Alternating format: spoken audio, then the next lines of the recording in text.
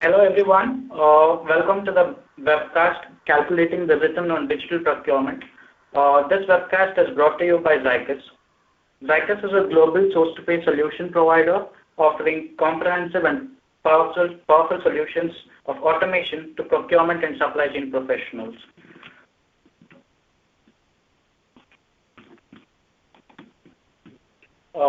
Zycus has been recognized as a Gartner Magic Quadrant leader for 4 consecutive times since 2013. And you're cordially invited to attend Zycus annual conference Horizon on November 3rd in Charleston, US. Now I'll hand over to controls to John, and John will introduce our panelists for the day today. Over to you, John. Absolutely. Now let me bring up on the screen here my PowerPoint. I don't know if I have the control yet. There we go. Just give me a second here. For some reason, I can't bring up the PowerPoints there, Kaushal. John, I think you can just move the pointer and yeah. Oh, there we go. All right. Perfect. All right, we're set to go here.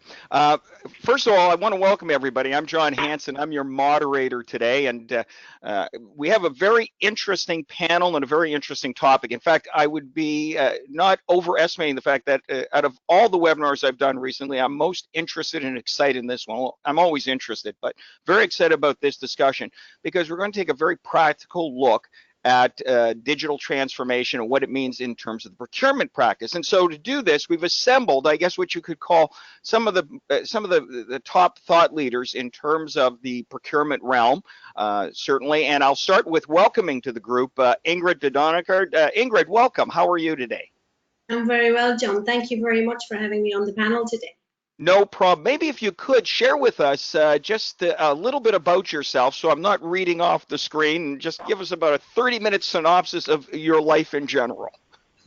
Okay, my life in general. I am residing in Ireland, so greetings from a very sunny Ireland to everybody. The last 22 years, I've been in the procurement side at different roles, moved up through the channels, and as everybody does, I rolled into procurement after having done my degree in political science, European studies, business administration, and insurances, as I did not know what I wanted to do.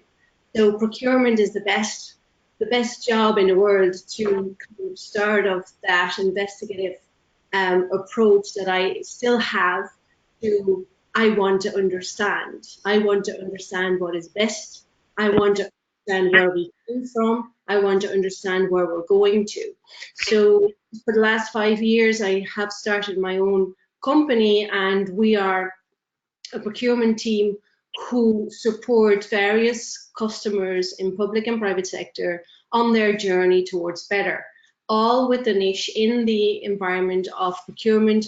And we focus on the key pillars. When we look at improvement models, we focus on how can we make sure we have enabled people? How can we make sure we have fit for purpose technology and we use it to the best of our abilities? How can we make sure that we are empowered by the knowledge that we need to make the right and optimal decision? How can we make sure that we actually add to a collaborative culture in our organization and we drive the changes and innovations from within?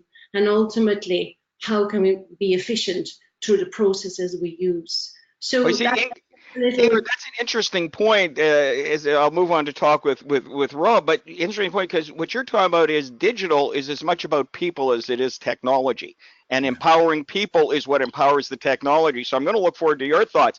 Kaushal, for some reason I don't have control of the screen, so if you could just click back a slide. I want to bring into the discussion Robert Hanfield. Rob, glad you're joining us again. How are you? And just again, a brief 30-second overview. Sure. Thanks so much, John. No, it's a pleasure to join you. I'm a faculty member at North Carolina State University. I've been there about 20 years. We founded the Supply Chain Resource Cooperative there and had our 20th anniversary. Prior to that, I was at Michigan State University for about 8 years. We did a lot of early benchmarking work in procurement back in the 90s. I write a lot and think a lot about procurement. I'm the editor of the CPSM study guide for ISM. We've published the 8th edition of our procurement and supply chain textbook, which is now in its 8th edition. Probably a couple hundred articles written on procurement supply chain. So spend a lot of time thinking about it, and delighted to be able to share thoughts with this panel today. Well, that's great, Robin. You know, it's interesting. Richard Pennington, who's with NASPO, actually cited Michigan's success in the past as being one of the leading higher education institutions in terms of transforming procurement practice. So, you know, it seems to be a great place to be in terms of Michigan in that area. Yes. It's a great school. I don't know about Michigan in the winter, though. I struggled with that. Well, as a Canadian north of the 49th, you know what? It isn't so bad. Okay, it is bad, but we can't change the weather. Colin, I've known you for many years. We were reminiscing in the virtual green room relative to how the last time we saw each other in person was at eWorld back about 10, 11 years ago. Just if you could give us a little bit of a background, because you and I started and connected with your Towards Tesco paper, which I thought was a seminal work. But give us a little bit of quickly a background of who you are. Okay, well, I've spent, it's almost 40 years in procurement now. And before that, I was 10 years as a fraud investigator. So with a lot of the current work I do brings those together. I started in procurement accidentally, like I guess most of the people listening in on this, and I worked in the it was the Cabinet Office, a team that reported indirectly to the Prime Minister, then Margaret Thatcher, and was looking at efficiency in the public sector, and I identified procurement as an area that needed to be tackled. UK public sector procurement amounts to round about in US dollars $250 billion a year. So my initiative took off. And I sort of moved on and created some of the biggest, and I'd like to think the best, procurement operations in the UK public sector. And then after doing that, I moved to the private sector. So I've been in the private sector for 11 years. I struggle to imagine that it really is 11 years since we met face to face, John. It's just, I can't get my head around that. But yeah, my time in the private sector has been extremely interesting. I now run courses particularly on combating procurement fraud, but take a very, very wide approach to that, pointing out that one of the best ways of combating procurement fraud is to have great procurement. And so what does great procurement look like is one of the topics I cover, and which seems to go down very well. Well, all of you, I welcome you, and looking forward very much to a great discussion. As we move to the next slide, Kausha, I'll be cueing you if you wouldn't mind. John, now you have the controls. I think. Oh, I do. Okay, let me see.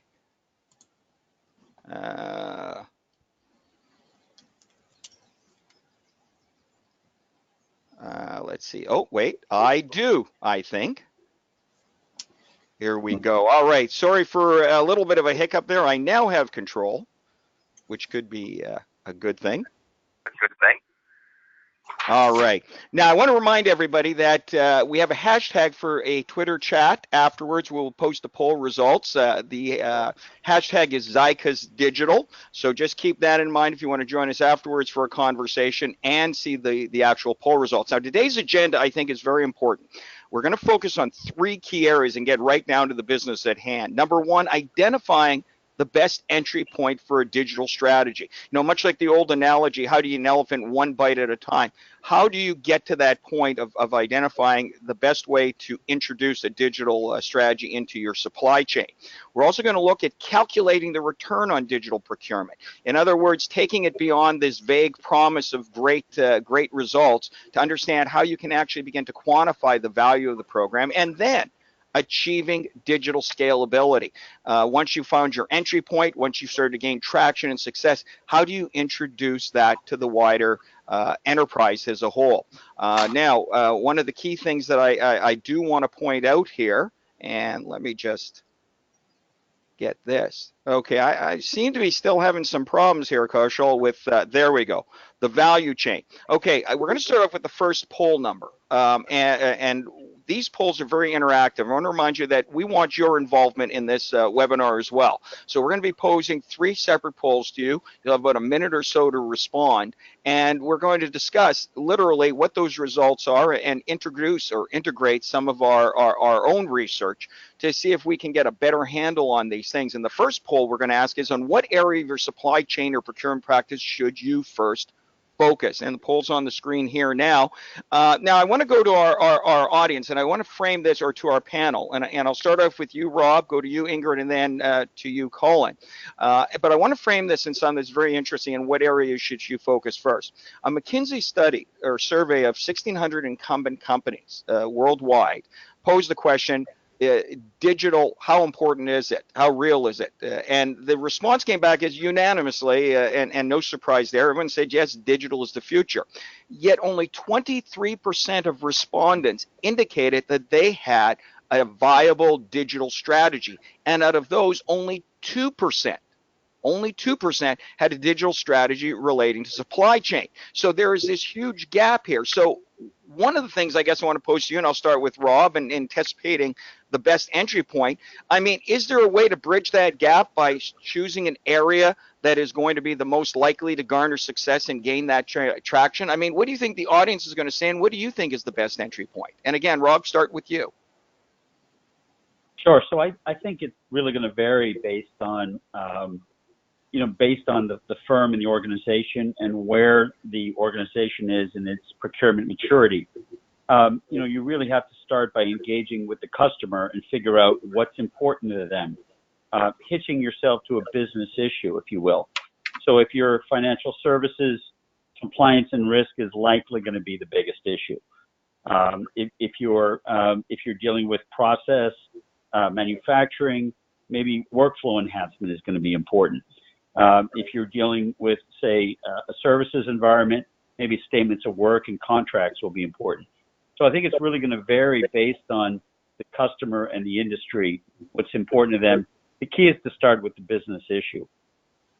All right. So, and what you're saying, and Ingrid, I'll bring this over to you with the added comment, but what you're saying, Rob, is each business is going to have a different pain point or a different business issue that's going to take priority, correct? That's correct. Yeah. Okay, so Ingrid, based upon what Rob said, we're starting to see the results coming in. I just want to add one more thought. One of the main obstacles to digital adoption is the concern about security. In fact, a separate survey came out that said that to senior executives and board members, managing risk is the #1 concern relating to technology, more so than the state of the economy or regulatory compliance, which have traditionally been the top concerns. So if you look at compliance and risk management, it's a small percentage here, yet it's considered a major stumbling block. Given what Rob said, how do you reconcile that? What are your thoughts in terms of the entry point from that context? Should compliance and risk be a top concern, or is it, again, subject to the individual organization? Rob is so right. It all depends on the maturity of the organization itself and the role and the voice that procurement has to play within that organization. I would argue that the compliance and risk score would go up dramatically if one major brand or organization will have a security risk. It all depends on how we respond to a need. If that need is not defined as in, well, our need is security, then there won't be either a strategy or a budget set aside for making sure that we're protecting that need. From a strategy point of view, it's kind of interesting where you're saying 2% only have a digital strategy for supply chain. Again, that's, I believe, one of the key elements why we are lagging behind in our application of digital in the whole value chain, because we're not leaders in any of this. We're always followers, and we are awaiting the adoption of AI and blockchain to actually make our lives easier. Until then, there's not really the money that we get. I suppose my entry point to answer your question with absolutely clean data, again, confirming what Rob is saying, we need to know where the organization wants to go with this. It's always the intent first, knowing where we want to go, what is needed, what we need to achieve, before we then draw that down into these are our roadmaps. And where we get the data dump, most of the time we need to understand what value is hidden in the data. I always see data as, you know, golden nuggets, but actually gold, when it comes out of the ground, it's dirty. You don't even see it that it's gold. So we need to put it through the filter, and we need to make sure that whatever we keep is actually valuable data, and then we need to clean it and enhance it and you know, categorize it. Only then it becomes very valuable to us. Okay, now I'm gonna call it. I'm gonna take what both Rob and Ingrid just said, because clean data is overwhelmingly the first and foremost place to start, at least to our audience here at 59%. Is it safe to say, Colin, that contract management, supply chain finance, compliance and risk management, workflow enhancement are only effectively realized as a benefit or an entry point for digital transformation when you have data that's clean? In other words, having information is not the same as having knowledge, and thus we have to focus on clean data. I mean, is that something that really comes about, that based on this and what we've heard within each organization, unless you have clean data, the other ones won't fall into line? I mean, is that safe to say? No, actually, I would put that as number 3. Compliance and risk management, compliance with procedures, I think is absolutely fundamental. It's based on all sorts of based on really my experience of running workshops with many private sector organizations. I'll give you one example. One company, I was running a workshop, an in-house workshop, and a junior procurement person sort of put his hand up, and they hadn't got a decent procurement IT system, digital system. He just put his hand up and he said, "Did you know that 60% of our purchase orders are marked urgent?" Now, the CEO walked in at that time, and you could see him almost staggering, because that meant was that 60% of purchase orders bypassed ordinary laid down procedures, and that created enormous risk of fraud, risk of very high costs, because if you order things that are urgent, that are not really urgent, you pay a lot more for them, and so on. So that was having a big impact on the organization. When we come to risk management, I include in that contract management, because contracts management, or poor contracts management, which includes supply chain management, is a very high risk area, because there are insufficient resources put into that. So it doesn't really matter how good the digital system is, you've really got to put the resources into that area to make use of the data. Obviously, we need data integrity, but I think that almost before you think about data integrity, you need to think very carefully about how people are going to use the data. What data do they really need? And that takes you back to the procurement objectives, because you shouldn't decide what you need until you're actually clear about the procurement objectives. So I'd take them in that order. Obviously, I disagree with most of or at least most of the listeners don't necessarily agree with me, but in my experience, those are the priorities. Okay, so now this is an interesting point, and we'll progress to the next slide in a moment. But if we were to look at this, and Rob, I just want to go back to you, because we had this discussion about a month or so ago. You had said, really, when you look at AI, when you look at digital transformation, the most useful tool would be one that would automate the process to clean up data. And so the technology has to have a specific role. Do we have within each of these areas the technological solutions or abilities to be able to effectively address these? Do you know what I'm saying, Rob? Yeah, no, I think that we're in the very early stages of sort of building out a lot of the technologies in these areas. The data integrity area in particular, and we've been looking at this for a few years now.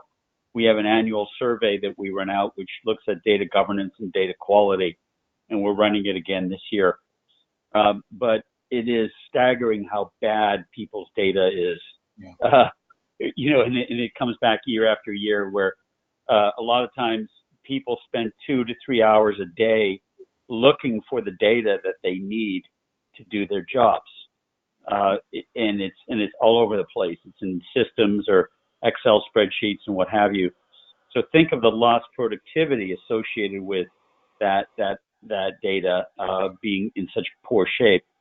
So I think what we have to do is rethink our data governance, and again, start to apply machine-based learning technologies to properly code and classify data as it's being entered into the system, to put it in the proper taxonomies, to make sure that it's cleansed, that it aligns, because otherwise any analytics, any machine-based learning, any cognitive computing that you do with a pile of rubbish is going to produce rubbish.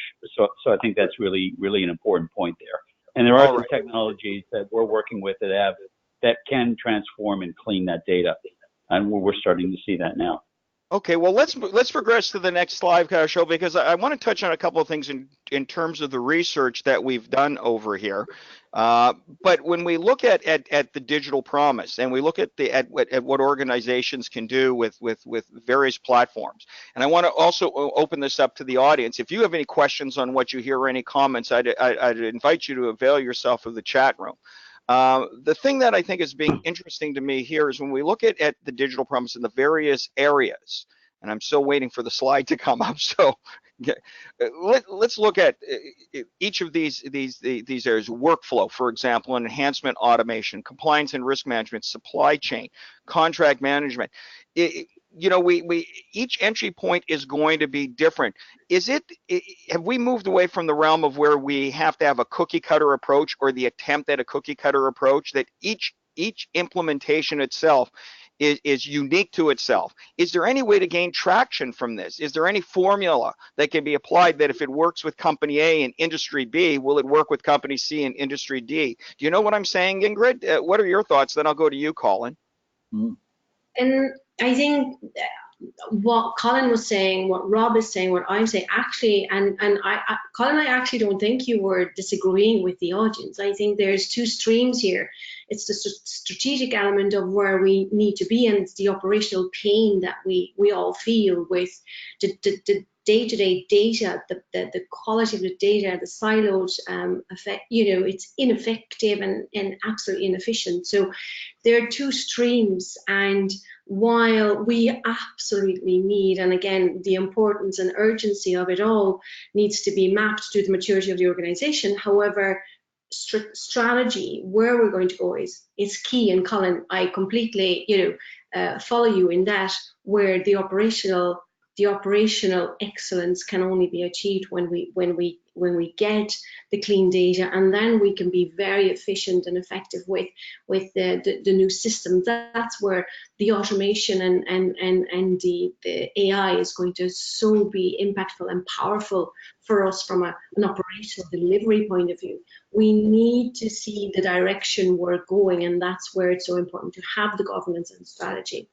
But we have to have simultaneously, we still have to do the job, and therefore the pain points that we feel every day of the week is still at the strategic level. Yes, there might be something moving at the bottom. We're not feeling it, right? And it's hard sometimes to have these two streams mapped up. Okay, so now, Colin, based on what Ingrid said, and let's bear in mind that the whole idea of digital transformation is to free up people to become procurement professionals, become more strategic, more have greater impact. So when you look at that in the context, regardless of the entry point, and again, the discussion regarding entry point is going to be different for everyone, but Absolutely. The anchor for all of it is having clean data. I mean, how do we move to that realm of being able to show greater value, to free people up? I mean, the technology, how do we best leverage that? Because that's the main question. What's the point of automation if you don't create greater efficiency and greater ability to contribute from a strategic standpoint? Yeah, well, I certainly agree that with Ingrid that we do need to think strategically. We need to start off by thinking strategically, And I tend to say, well, we need to imagine, what does success look like? And success incorporates all the things you've listed there. And ultimately, we do need basic data. I guess from the point of view of where do we start, I was thinking, where can you get your quick wins? And you'd often get quick wins in compliance. And that starts then to give you the, to give people the confidence that your plan for digitalization is actually going to work and deliver some real benefits. I do worry sometimes about the idea of releasing procurement people to do higher level work. I think there's huge potential benefits from digitalization, both managing supply chain, just understanding what is happening to the business. What I think we have to recognize is that not all procurement people are going to be capable of making that change. And I think at a very, very early stage in the planning, we need to think, what sort of people are we going to need? How are we going to get them? What are the jobs that maybe we're not going to need in the future? And what do we do about the people who are maybe not going to make it, make the transition?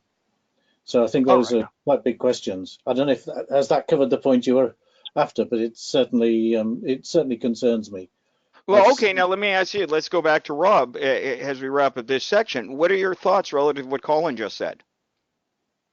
No, I agree. I think there's a really different level of procurement manager. There was a comment by a gentleman who spoke at our SCRC meeting. He said, 70% of the procurement jobs are going to disappear with automation.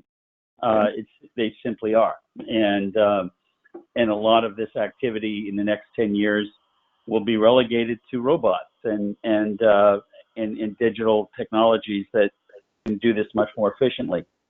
That doesn't mean that procurement jobs completely go away, but it's a different type of procurement executive and procurement manager that you have now, who has to be able to interpret data, understand the trends, be able to look at charts and graphs and react to it and make a decision. Machines can't make decisions. People still have to make decisions, especially when it comes to procurement and when it comes to negotiation and managing relationships and being able to create value and create innovation. The machines can't do these things, but it's going to be a higher order of individual, I think, that will come into the procurement function going forward.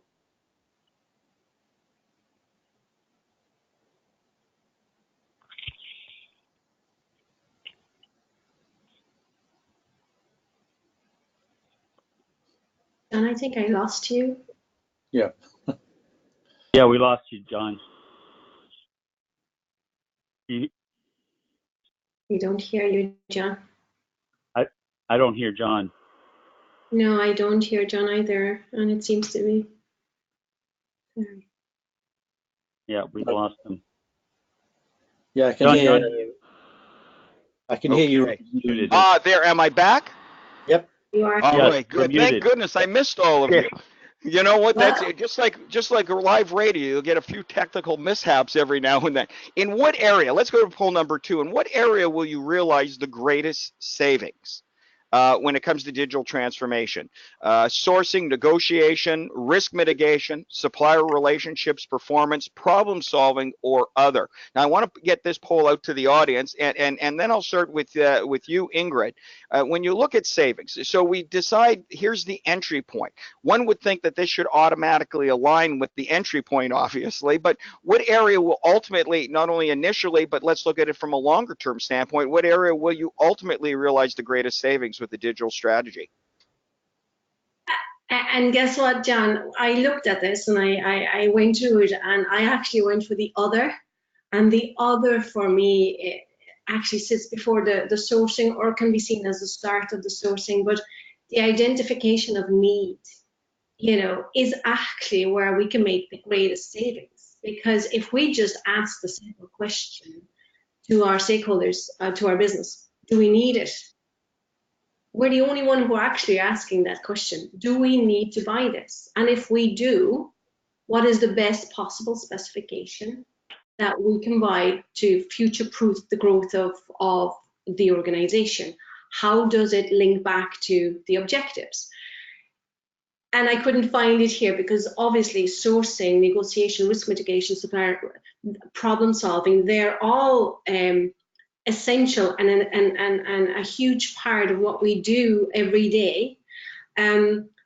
But for me, the biggest savings are actually really understanding the need and the want of the business, because needs are the must-haves and wants are the nice-to-haves. And if we can hone that, and if we can really be proactive in mapping that out, we already are having delivered major savings with not buying waste, not buying 60% or 80% of what the business needs and wants. And we're leading out before we even are starting. One final point I wanted to make, it's not that I have a problem with savings, but I think it needs to be extended to benefits, the benefits we create, and benefits then, savings is one of them, but we do deliver as such risk mitigation, and we can calculate that. We do deliver quality and service improvements, and we can calculate that. Revenue generation, brand impact, customer alignment, supplier relationship management, all those things we can actually capture with real data, but we need to start measuring it. Okay, I'm sure, and as the results are coming up and hearing what you say, Ingrid, and I'll go to you, Rob, and then you, Colin. One of the things that's a little bit surprising to me, and this will frame this question, and hopefully as we move to the next slide, Kaushal, after the poll, are we, because I see these results coming in, sourcing, negotiation, all of those factors that are what I would call normal within the realms of the procurement world. And problem solving is only at 10%. I want to emphasize there's no wrong answers here. But Rob, do we not have to, with digital transformation, we talk about the importance of becoming strategic in our thinking, do we not have to expand the metrics beyond the more traditional, well, we're going to find savings in sourcing and negotiation? Not that those aren't important, but that we got to look into other areas such as risk mitigation, problem solving, which may not have been normally a metric for procurement organizations, but certainly is becoming one. I mean, am I missing something with that statement, Rob? Not at all, and I agree. And I think this chart, in a sense, shows the real problems that we have in procurement today. We view our job as going out and saving money, but the truth is, other people in the business don't care about saving money. They care about running their business. They care about delivery. They care about technology. They care about revenue, and those are the things that we have to become. So we wrote a paper a few years ago called The Future Procurement, and the number one critical role for the future procurement is as an internal consultant to solve other people's problems. Yeah. So I would advocate we need to spend more time going to their staff meetings, listening to their problems, understanding their issues, and then coming up with solutions that can help them with their business problems. If you go to them and say, hey, we can save you 10%, they don't care about that. That's not my problem right now. My problem is not to save money. My problem is to get product in on time, to deliver this innovation, to make sure that this customer is happy. Those are the kinds of problems that we have to really wrap our heads around, and we can provide them with those kinds of solutions, but we have to really change our mindset to be able to do that, I think. And problem solving, I think, is the number one issue. Now, this is the interesting thing. As I hand this over to you, Colin, and there's a slide that comes up in the deck, and I just want to remind everybody, the slide deck will be made available to you on an on-demand basis as required. But I talked about an article I wrote back in 2007 about a CPO agenda roundtable, where it said, where these executives from organizations around the world said, I would rather have one strategic thinker than 10 run-of-the-mill buyers. Now, I remember at that particular stage, some got their nose out of joint, because what is that saying? But based upon what Ingrid said and what Rob had done, do we, when we look at the emergence of digital, do we, when we look at the introduction of RPA and artificial intelligence, do we have to take a step back as a procurement profession and say, well, these areas are certainly important to get savings, sourcing, and all of these others, but do we have to widen our vision to become more effective in the new global economy? I mean, what are your thoughts? Well, I think that you could expand, and perhaps should in some organizations, expand the role of head of procurement to a title that you would call commercial management, because the procurement people are acting in the best place to be able to manage the organization commercially. Now, I think when it comes to that, I think that to try to define, though, what they should be doing, I think actually needs to be agreed with the chief executive. My definition of the role of what the director of procurement should be is to ensure that the chief executive has a good night's sleep. In other words, you want to try and prevent nasty problems arising, but equally you want to ensure that procurement flows smoothly, that the right things are bought, that things are bought in accordance with the need and with the objectives that the chief executive should be defining. And I think we should go up to that level. What should procurement be doing? All too often we find that procurement defines itself. The procurement director defines their objectives, and they're often misaligned with those of the organization as a whole. So I'm not quite sure where that takes us, but I think that the key thing is to actually get the objectives right first, make sure they're absolutely aligned with the organization, and then you know what you're trying to do. I think that I agree with Ingrid, need is extremely important, and I agree with what Rob is saying about the need for much more capable procurement people, and what you were suggesting as well, John. My experience is that a really great procurement and contracting person, and they've proved it to me, can deliver results that are magic. They can deliver big cost savings, but they'll deliver much better contracts. And their approach will be actually to work with the supply chain to take out cost, to improve products in the supply chain, to maybe cut out stages of the supply chain, to a whole range of things. So you can save money. If you can cut out stages of the supply chain, you can manage risk easier because there's less risk. Yes, you'd certainly want compliance, but you'd be managing contracts better. Again, that takes out risk as well. So Rob was suggesting that savings don't matter. Well, I think my experience is that savings matter on day one. On day two, people forget about what you've saved, and what they're interested in is contract performance. Okay, but now wait, I want to pose this to the whole panel, and I'll go to you, Rob, and then you, Ingrid, on this. And let's go back to the poll results. Where we look at the fact that we talk about what should be the most important. Let me just bring this back, if I can, on my end at least. Problem solving. I want to go to problem solving and supplier relationship performance. Let's go to those two because they had, relatively speaking, a very small percentage of organizations. So, Colin, what you're saying is that when you look at the savings that can be achieved through sourcing and negotiations, which are the standard, yet such a low focus on this. What you're saying to the procurement people out there in the audience is that they may get you initial attention, but they're not going to sustain your relevance over the long haul. So, Rob, if you look at problem solving, if you look at managing relationships with suppliers, what do we have to look at, or what has to be done to get that thinking of creating new metrics or an awareness of new metrics that we have to use? You know what I'm asking, Rob? Sure. So, yeah, I mean, cost savings impacts your COGS, right? It impacts your cost of goods sold. But I think, if you look at the really important metric today that people are looking at is free cash flow and working capital. And those are things that you impact by improving performance, improving contract performance, as you were saying, doing things more quickly, cutting lead time.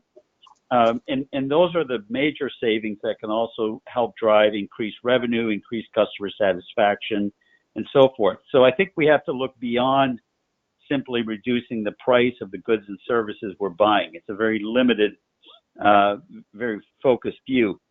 And I agree with Colin. On day one, if you've never done that before, yes, you can get an initial round of savings through your first wave. But after that, the biggest savings occur after the ink on the contract are dry. I think that's when you can really start to work with your strategic partners in your supply chain, work with internal stakeholders, look at process flow, look at automation, look at analytics to drive better visibility, which then reduces lead time and frees up constraints. I think those are the big opportunities that procurement really isn't looking at very much today, that they need to sort of expand their boundaries, if you will. All right, so now, okay, but where does that originate? Because from what I'm gathering here is that we're looking at technology as being a realm whereby it automates processes to get some immediate savings, Ingrid. But the reality is we won't realize the full digital promise unless we begin to expand our expectations of what can be done with digital. So when you see the results, and again, I'm not saying anything is wrong here in terms of what people have selected, but when you see such a small percentage saying, I've got to become a problem solver, supplier and performance, which are key. And Rob, you talked about strategic relationships and managing those. I mean, is that perhaps one of the stumbling blocks as well, is that we've got to go beyond the realm of saying there's savings, and yes, we want to do that, but it's how we strategically manage that. And unless we get beyond that scope as procurement professionals, we're not going to be in a position where, for lack of a better word, we're going to be able to fully leverage it. I mean, does that make sense? It does, John. And again, I want to focus always around what's valuable to the customer, right? What I learned through the journey of too many years in procurement is as well, we actually are initially, our traditional view is we start with the inputs that we have to then hopefully come out through the funneling of the sourcing, negotiation, benchmarking, whatever methodology we follow, to hopefully come out with the best possible solution. We actually need to start with what does good look like from the customer's point of view, and then lean it back up. So lean and agile procurement, those are the competencies that I believe our community is missing. We focus on, we don't have the right data, so therefore we can't pull it through. We actually need to understand what is the data that is valuable to the customer to make sure we give them the maximum optimal decision while minimizing the risk. So that's where we need to start from, I think. And again, it's what I'm passionate about. We start at the wrong end. It's our fault. We can't blame any business, we can't blame any other function than ourselves, that we actually are focusing way too much on the inputs, too much as well on the process. Because Rob is so right. In 10 years' time, 60% of the jobs are going to be automated, and our value is not in guardians of the process. Our value is understanding the customer and his needs and wants, and then pulling that right back through to, so therefore, where do we need to start? AI is going to give us, if and when, for me, it's still a utopian world, but I can't wait for the applications to come through to give us that. We will always have that value, and I would argue that we should call ourselves context managers, because again, Colin, you're so right. A tender, a sourcing activity, a negotiation only becomes real when the contract is being implemented. It actually only starts there. Everything else is preparatory work. While contract management currently is seen as the smaller brother of all the traditional stages in the sourcing cycle. Yet that's where the biggest gains are going to be made, when we actually start from what is important to the customer.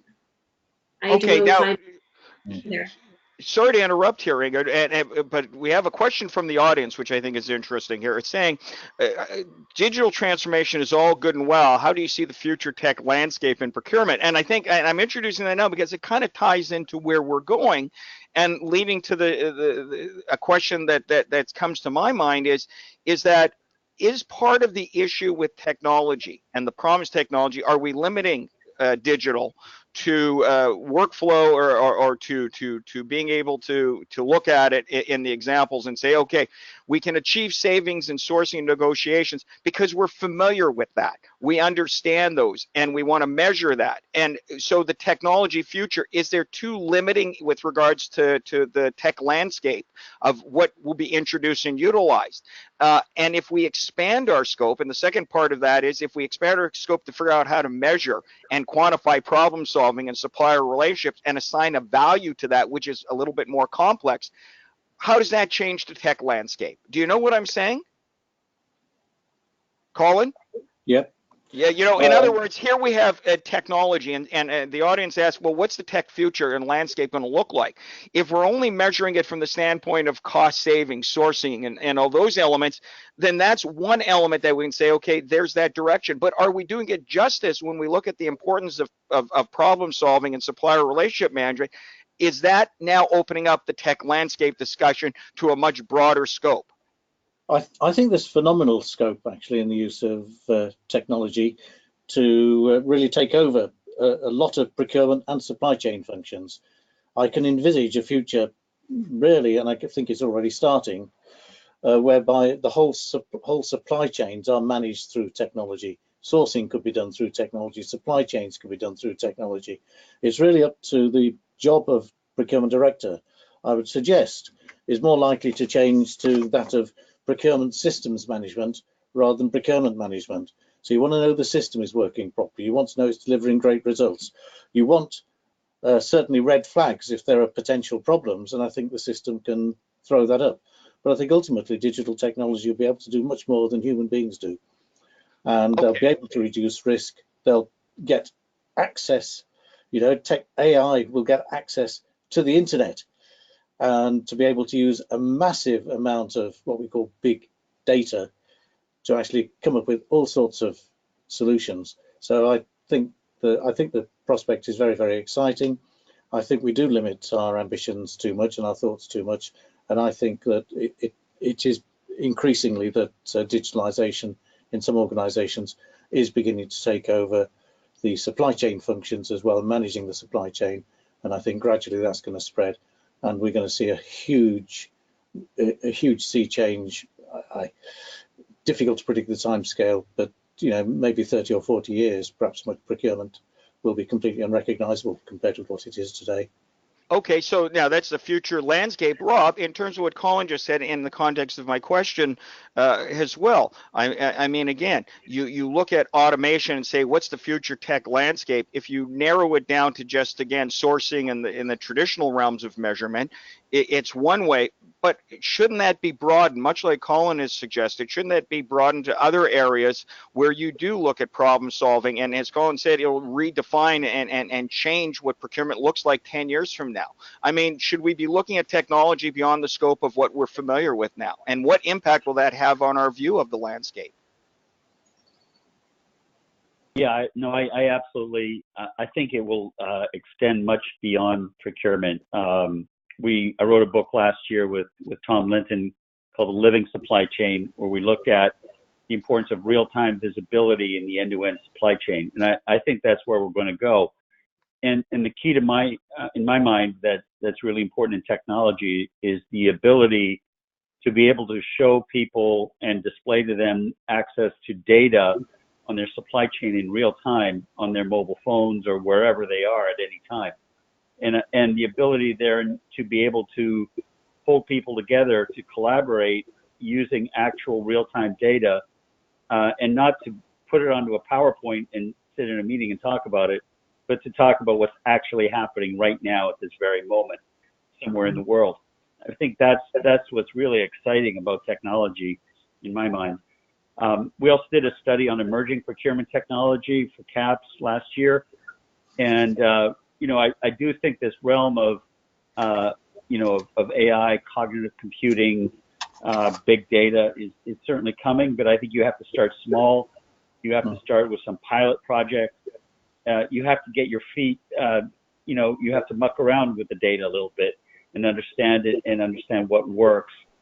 And I think we're starting to see organizations building some centers of excellence and analytics in procurement to work on these kinds of problems. So it is experimental. It's almost transitioning from into more of an R&D type of organization, because we're learning as we go with this. It's very much a learning exercise.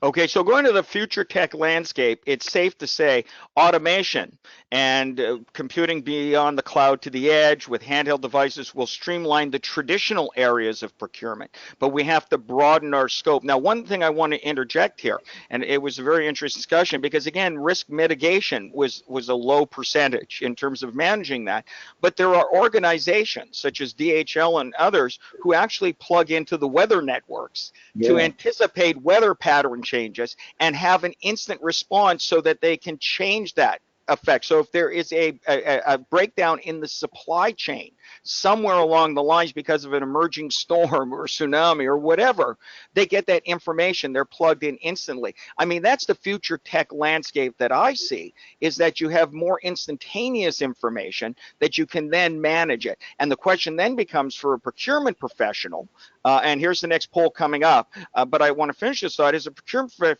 professional, the future landscape, we have to, again, look at this and say, if we have plugged in to managing the supply chain, and if something's happening in the world as we become more global, we as procurement professionals have to be able to be the ones driving that information, to utilizing that information. And Colin, I guess it's safe to say that speaks to what you had said, is procurement is going to look so much different 5 to 10 years from now. I mean, does that make sense what I just said, or am I off the mark there? Yeah, I think that I won't necessarily say 5 to 10 years. I think the change is going to be that there's going to be a gradual change over the next 20, 30, 40 years, and we'll suddenly realize that procurement looks totally different. It's a bit like the use of mobile phones. The change for those has, the way that people use them has totally changed in the last 20 years.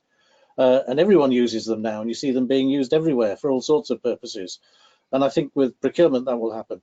I think one thing that we haven't borne in, we have to bear in mind that in fact technology is going to change very, very rapidly over the next 10 or 20 years, particularly if we end up with something like quantum computing.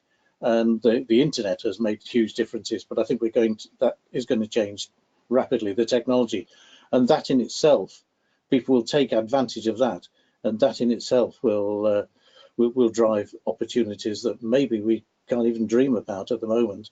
So I think it's going to be a very, very exciting future. But I think the old or the traditional procurement role is by and large going to disappear. Okay, well now, Ingrid, and I just want to take 1 minute with you to wrap this up because we got to do the next poll because like anything with great conversation, time flies. If we were to take this same poll number 2 that we did, and put it out there a year from now, do you think there would be a shift in what people look at? And again, tying back to the technology landscape of where, focusing on sourcing and negotiations, the traditional realm, do you think a year from now that would be a much different results and perhaps the vote would be more evenly distributed in these other areas? Well, I would hope so. I don't know.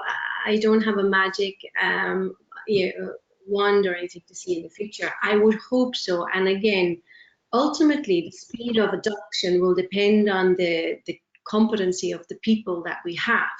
And I think that's going to be a major challenge to even roll out or to support or to drive AI through our community of professional buyers. Needs to actually take the opportunity of starting to become a lot more digitally enabled. And we need to get with the program basically from a capability and competency point of view. We're already dry at the well with regard to great procurement people. The skill set is going to change dramatically, and therefore proactively we need to start now, because otherwise we're going to miss this boat again. Okay, well, let's launch this next poll. Which is the best way to roll out a new digital supply chain procurement strategy? Now, so do you go small and incremental? Do you go big or go home or otherwise? And the results are go small and incremental. So obviously some good to great Jim Collins fans out there of the flywheel versus the doom loop. Now, I want to preface this, and I'm going to go to you, Rob, first, and then Colin, then end with you, Ingrid. But again, at this particular stage, it's what's the best way to implement a strategy. it's almost to a degree putting the horse before the cart, unless we figure out all those previous discussions we've had, the poll results, the distribution, because it seems as if we narrowly focus just upon the traditional functions, what's ultimately going to happen is we're going to limit our capabilities as procurement professionals.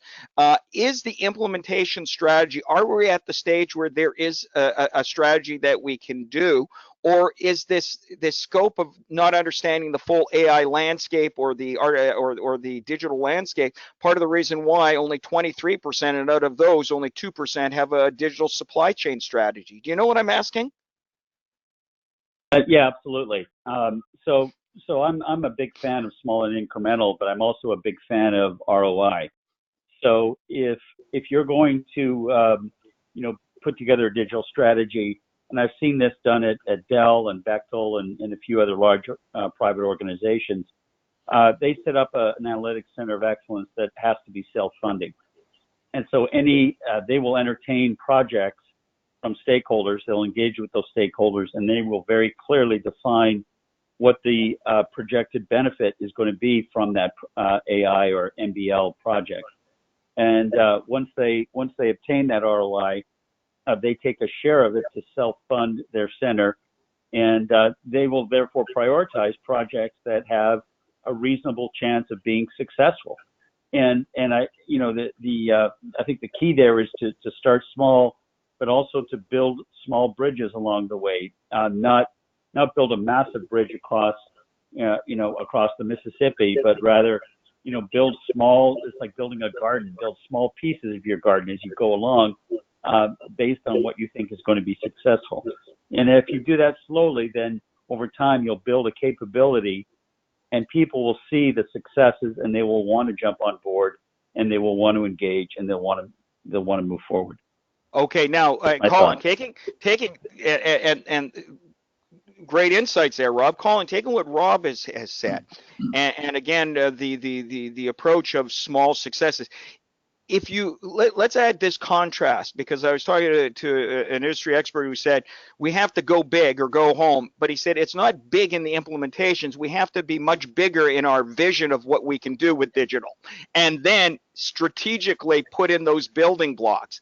I mean, based upon what Rob said and this other individual, you got to have a big idea of what you want to do, but zero in. What would you add to that? Difficult to know what I'd add to that. I fully agree with the comments. I think when you're thinking big, it's thinking, well, what does success look like? And I think that sometimes we lose track of what success looks like. Successful procurement strategy, what does that mean? It means a competition beating business. If it's a business that relies heavily on procurement. So perhaps sometimes we need to think bigger than procurement, to think, well, what do we need to do to deliver a competition beating business? And then a procurement strategy fits in with that, or a digital strategy fits in with that. But certainly I believe in the incremental approach, and I think you need to go for the areas where you're going to get a quick return, and that will develop a bit of confidence amongst stakeholders that you're actually going to deliver something worthwhile. So I'm a great believer in going for where the return is obvious, and then gradually building from there. And I think to some extent you need to adapt as well, perhaps an agile approach. So you test various things en route, test things internally and test them externally, and you can maybe test different parts of the system in that way. So you do it incrementally with testing different parts. When you've tested them, when they're successful both internally and externally, you move on to the next stage. Now, that's fine in theory, but we all know that implementing big projects tends to be rather messier than that. But nevertheless, if we can try and keep first of all, the vision in our mind as to what success really looks like, and then the vision as to what the strategy, the implementation approach looks like, we'll probably get there and reduce a lot of risk in the implementation, because implementation also creates risk. Okay, so now let's go to Ingrid with the last word, Colin, and taking those thoughts, Ingrid, and I'm going to go back to what you talked about, what your focus is in your practice. Is it safe to say that digital will automate the process associated with with sourcing and the traditional realms of it. But is the greater challenge that you have to talk about, because you mentioned about the people, the organization, the structure, is the greater challenge to a certain degree to realize digital's full potential is to move people beyond the scope of the familiar of what they're thinking now? And I'm going to go back to that Gartner example where a study came out saying that CMOs, chief marketing officers, will actually over the next couple of years spend more on technology than CIOs. So it's part of the challenge is when we say, what's the landscape going to look like? What's the value? Where do we start? Maybe start with the familiar, but we've got to bring procurement professionals to think broader. I mean, is that a fair statement to end this? No, it's not, and it's the I think the biggest concern and the biggest issue we have yet to deal with. It's not only the CMOs actually more involved. What I see happening as well with IT moving a lot more into the cloud. And not having to have the technical expertise, they actually become contract managers as well of a solution in the cloud. So their role is changing into managing KPIs. Their role is managing delivery. And that comes into our role as well, where we should be managing the value delivery. So we need to invest. For me, the AI and all the digital strategy is just opening up such a world, but we need to be able to take it and we need to be able to use it and give it back and apply it where it mattered the most. I absolutely agree with you, John. AI is going to take over, automation is going to take over the process, and so it should. We should not be wasting our time sitting opposite each other, hard-nosed negotiators, and then pretending it was because of us that we made better savings. All we did was maybe use the market, the commodity changes, the currency exchange, payment terms, contracts, clauses. We know our job so well, but we shouldn't actually be focusing on that. We should actually be focusing, are we doing well for the customer? Okay, I want to, because that's an important point, because we've run out of time, and we could talk for another half hour, all of us. But if I were to sum it up like this, that digital transformation is more than just technological or technology. It's also that now procurement professionals themselves have to transform and expand their horizon of understanding and contribution to not just in the procurement function or the transactional elements of what we've done in the past, but the strategic elements of what we can do and contribute to the enterprise as a whole in the future. Would anybody disagree with that assessment to sum it all up? Bob?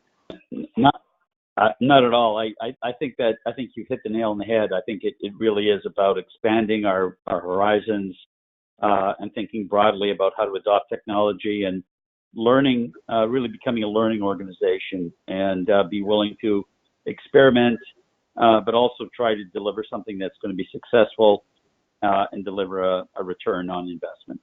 Perfect. Well, as I just turn it over to our gracious host who will sign off with their words, I want to thank you, Colin, Ingrid, and Rob, for sharing this hour with us. Again, what we've hopefully done is given people a perspective beyond the technology and something to think about. So thank you, each and every one of you, for joining us.